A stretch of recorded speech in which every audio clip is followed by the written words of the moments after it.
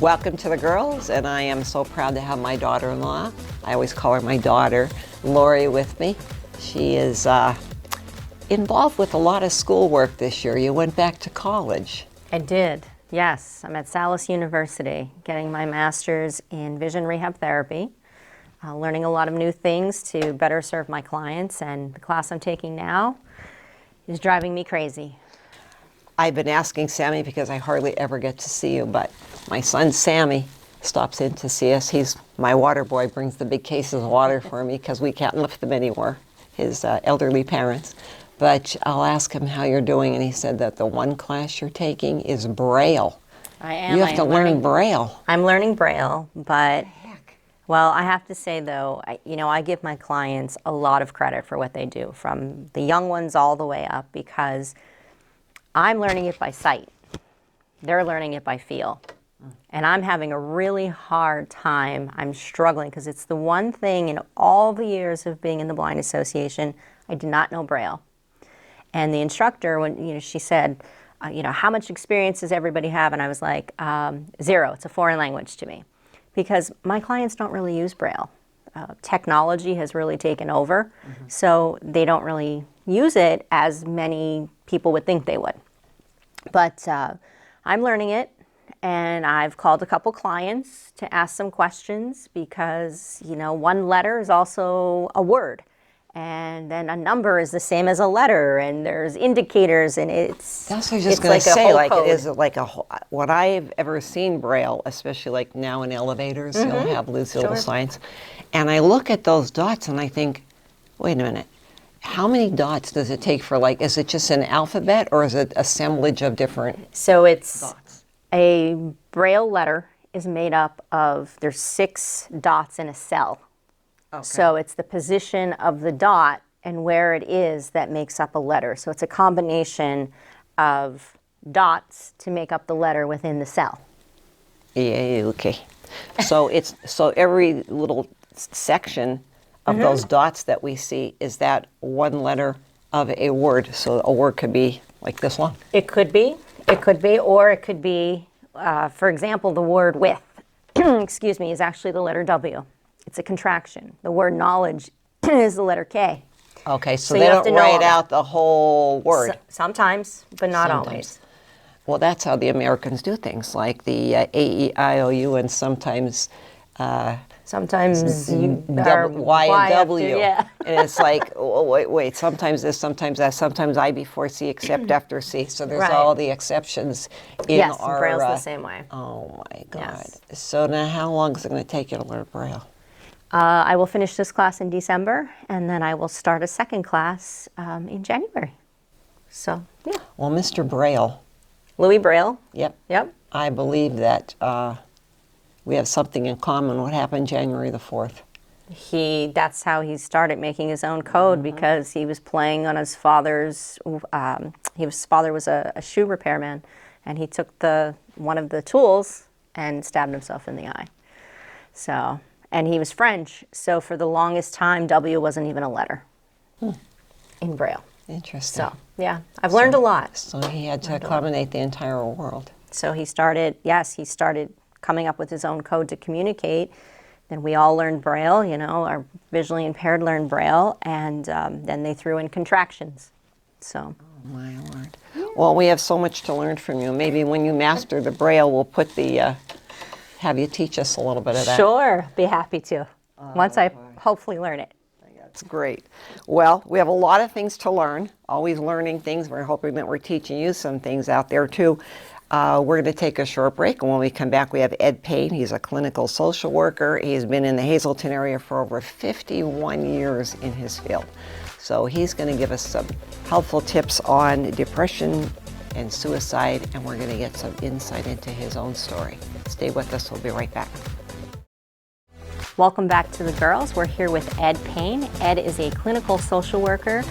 here in the greater Hazleton area. Ed, I know for many years now, I've known you as a familiar face with the clients I work with, as well as some other folks. Back to our United Way days. And Yes. you're still in them. Yes, yep.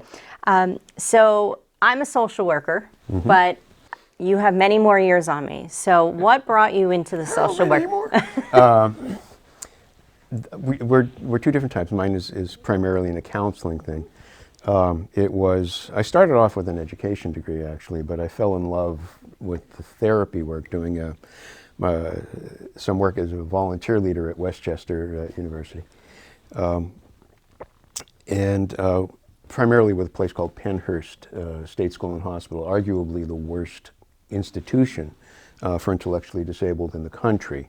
And all of the laws that have allowed equal access and residential and everything originated there. And I was there during that time, so it was pretty terrible. But that's where I fell in love, and then I studied a field called music therapy, and then I ended up working at a mental health center, and then I ended up interning in the state psychiatric hospital in Louisiana. I was not a patient, I was interning. And then came back and continued the mental health work, and then got into the drug and alcohol field where I spent a good part of 40 years. So, Right, that's how we best remember you. I know in the Hazleton area, we had Samson Productions in one Right, building and and just separated by a parking lot, and you Yep, were in the and other it's building. So we're made neighbors the there, interviews too. very We were convenient. neighbors growing up, and we were neighbors through work as Yes, well. indeed. And now today we have you here on the show because you have some very important information that you're going to share with us later about depression and suicide. But you have your own personal story that you wanted to share with us. And it's something I've shared before. I have what's called bipolar disorder, okay? AKA manic depressive illness. I've always been a very high energy person with very little need for sleep, especially my younger days. I watched the sun come up multiple times on nothing more than coffee and peanut butter sandwiches. I mean, no drugs were ever involved.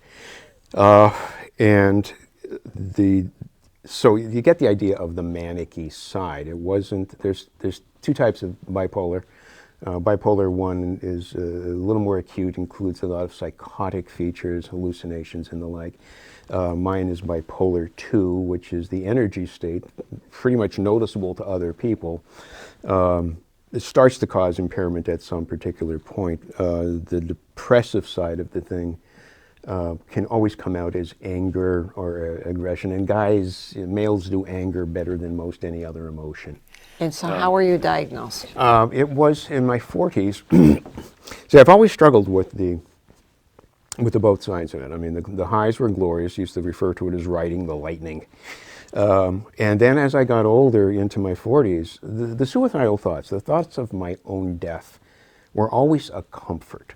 You know? Yes. And only someone who's like clinically depressed and deals with that, I think, can understand that. It's actually a question I'll ask during an interview when I'm bringing in a client. And so it was, I just don't want to be here.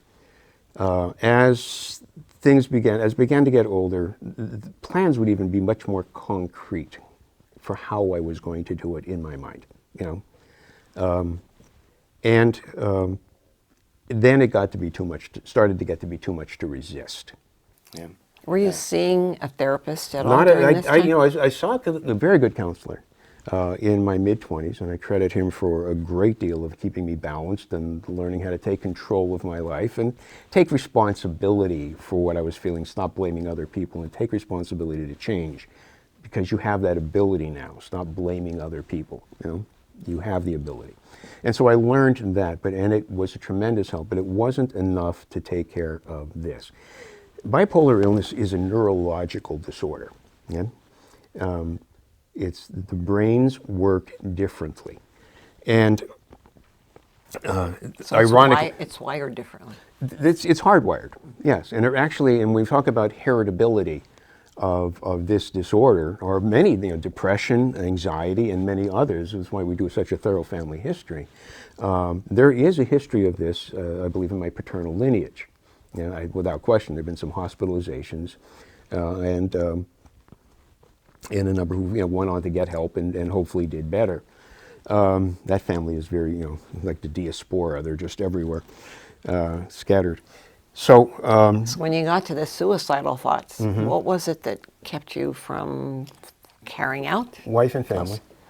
Okay? Wife and family. I wasn't going to do that to my children. I knew enough from what I did for a living that this was not going to be an option. But again, the disorder itself continues to kind of get worse. As you know, being driven by anger, which was kind of funny because no one, you've known me through part of that period through my interaction with the show.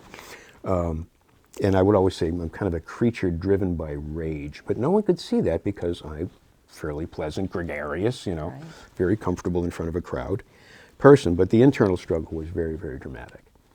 And so when I finally got diagnosed, we was talking about it as a brain disorder. One of the medications they use for this is a seizure medication, a variety of seizure medications.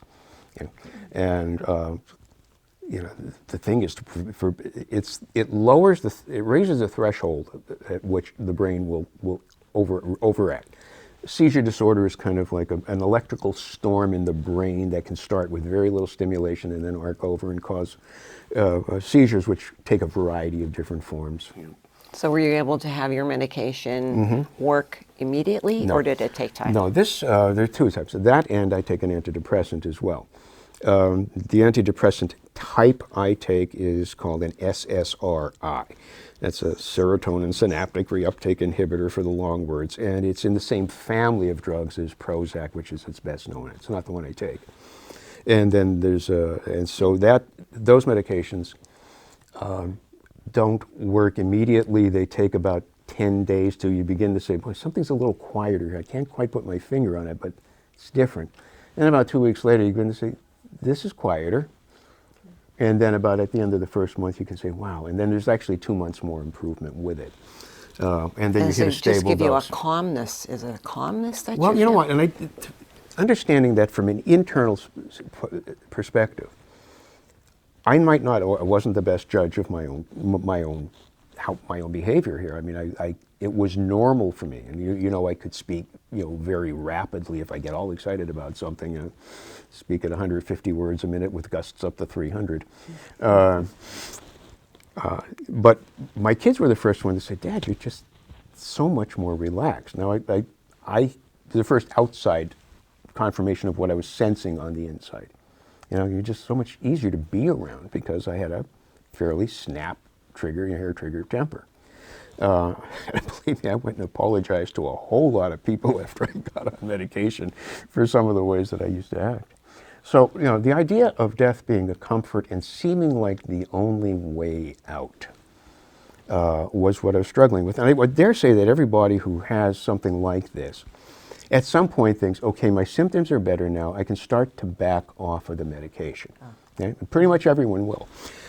And I first started to back off of the antidepressant.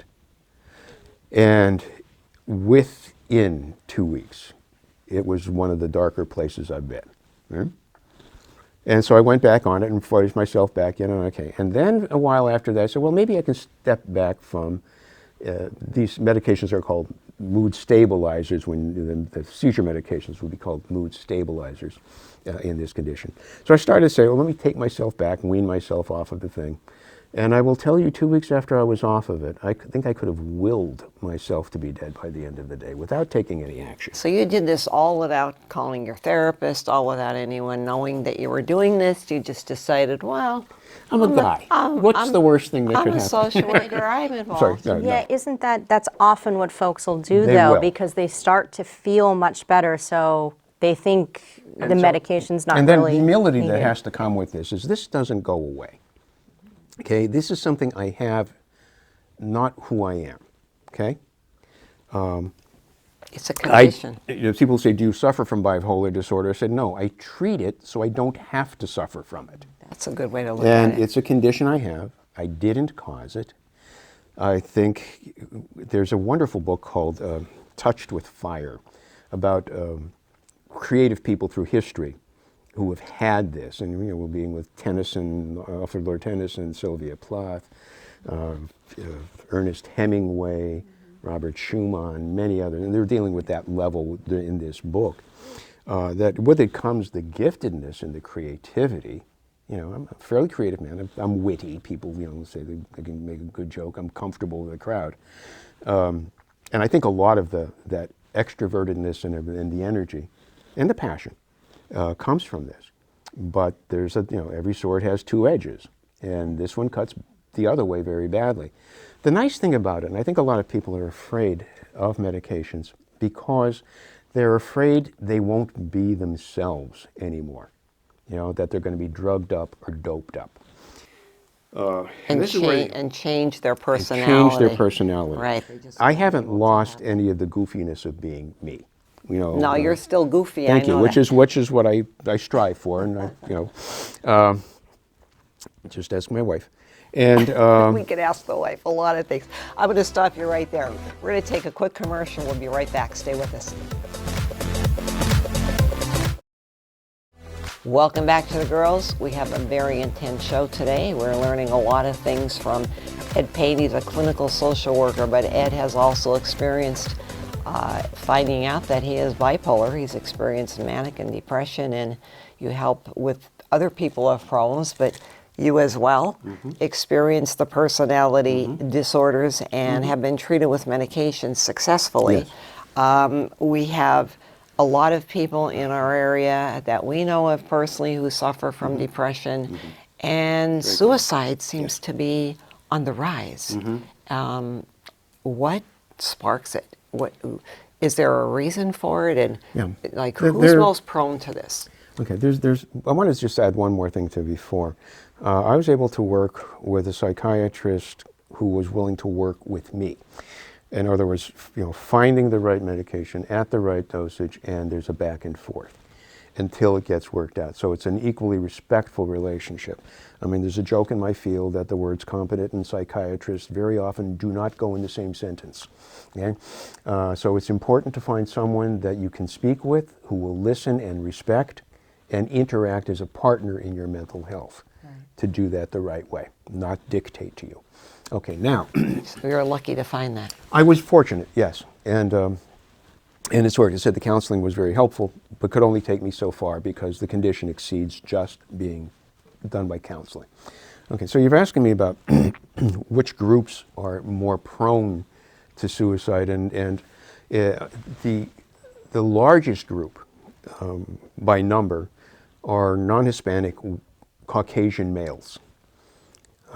In fact, there are 4 male suicides to every 1 female suicide in the Caucasian group. And the number 1 method is firearms.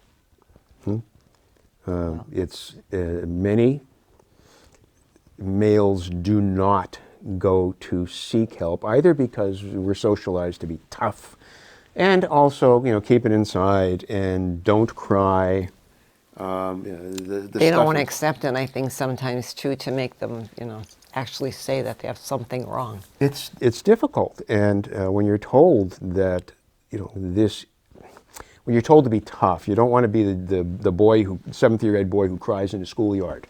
It's okay to be a 7th grade girl, maybe, who shares a few tears, but guys are taught to hold their feelings in, and it can be with catastrophic results sometimes. I think with today's society, though, there are so many more pressures. Yes. Your feelings are all over Facebook or social media, and just people themselves are more open.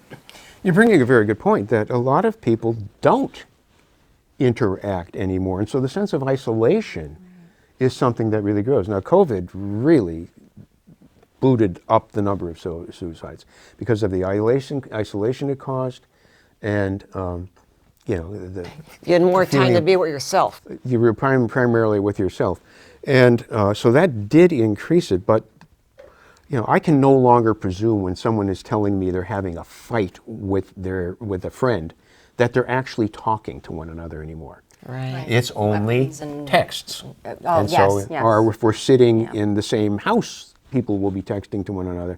So the degree of interaction and emotional connectedness has been really displaced. Okay? And this is, I've watched this with some trepidation. The numbers. The numbers continue to grow up, but it's interesting to know where the numbers are going up, okay? The highest per capita suicide rate is in those over 85. Okay? Over 85. Oh yes, and 65 to up comprises the next big group, and the 55 up comprises the biggest one per capita after that. So the older we are, the more they want to take their lives. There is a sense at the end, especially with the oldest, of being lonely, having no one, the inevitability that my time is coming, illness, the feeling of being a burden, and more than anything else, the isolation that comes with this. You know, and so this is far and away the largest per capita suicide group. You know? And when you look at the, you know, then we can start stacking the others underneath them, for example, you know, Caucasian males, but it's under those. Okay? But the numbers per year are staggering. Is it 50,000 people a year in the United yeah, States? 49,000 plus in the United States alone for the 2022 statistics, I believe. And globally, 700,000, over 700,000 people every year. Yes, and take in their own different lives. cultures, much, much higher than in American, and in some of the American cultures. So that in certain groups, this is a way out. Okay, so we know it exists. Yes. What happens now? Well, Ed, what I wanted to actually ask you is, so you're with someone, a loved one, a friend, somebody reaches out to you, or maybe you're noticing just slight different behaviors. I'm glad you're bringing this up. Go. So what can I do as a friend to help guide that individual? Okay, first of all, if you hear someone or they're suggesting this, keep your own emotions in check.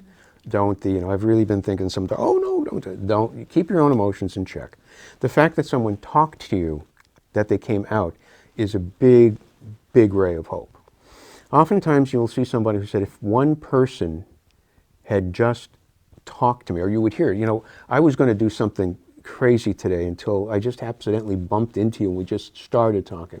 So you take it seriously, you don't diminish it. You ask them, you seem to be hurting, why don't you just share with me a little bit, you know, what's going on, and allow the venting and then validation to occur. That, you know, and it's not, don't ever do, oh, that's just like me when it's not just like you. I understand, tell me some more. And then it's, how can I help? What are some of the things that I can do to help you? Yeah? And I will be here for you. That open door is very, very important. There are three things that will tell you the degree of suicide risk. Okay?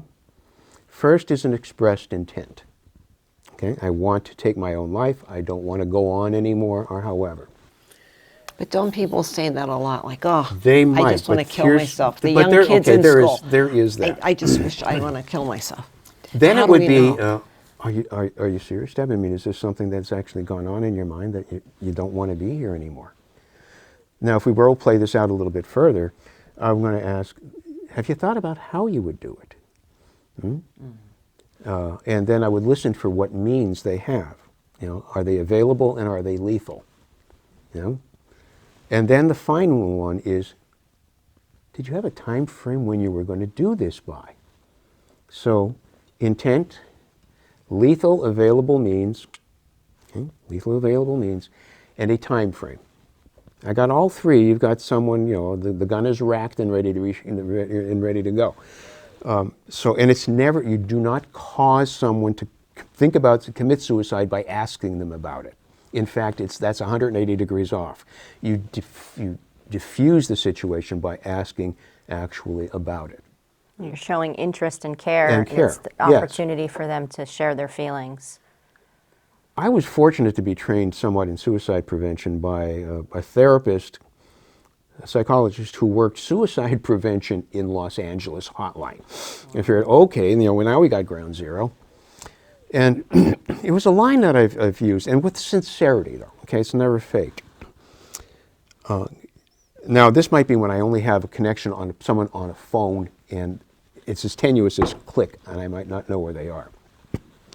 And I've said to them, before you take that step that we can't undo, maybe we can talk about it for a while. Said, you know, you're going to want to know that you tried everything. Before you do that last thing, and we haven't had a chance to talk yet. Can we talk for a little while? And that little, and it is with sincerity, that little crack in the door has opened up so many things, you know? It's And, amazing what people's reaching out and words can do. We have about 1 minute left. Okay. Ed, we could talk about this all day. Yes. Is there something final that you'd like to Yes. get a message out there to everyone? People are not, okay, if one is struggling with depression, reach out to a friend, a family member, a clergy. Call the 988 Suicide Crisis Prevention Line. There are people there who are trained. They're not judgmental. They're not tracing your call. They're not sending the police to you there. They're there to listen to you. The biggest thing is not to be alone with your pain, with only your pain for company. Yeah? You know, I sat in a therapist's office getting my own counseling. I sat in the waiting room. And there's a little spooky thing about, I don't want anybody to see me. But then I realized we're all here for this. We're all hurting. And we all, the most courageous thing someone does is that I want to share with you the part of my life that hurts. It's also the greatest honor someone like me gets, to be trusted to hear the part of life that hurts. Don't be alone with your pain. Reach out to others. We want to hear. There are those who want to listen and help. Those are the most wonderful words of advice that you could give anyone. I thank you so much for coming and sharing your personal story with us today. Thank you.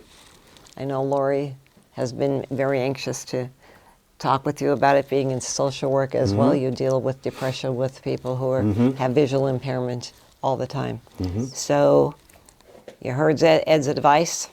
Very simple. Reach out, ask someone. Everyone has a little bit of depression at some point. Everything affects us. There's different things that happen daily, but don't think that you're in it by yourself. Reach out, ask someone, help someone. I hope that we've given you some information that you could help yourself, help someone else. We'll see you next time on The Girls.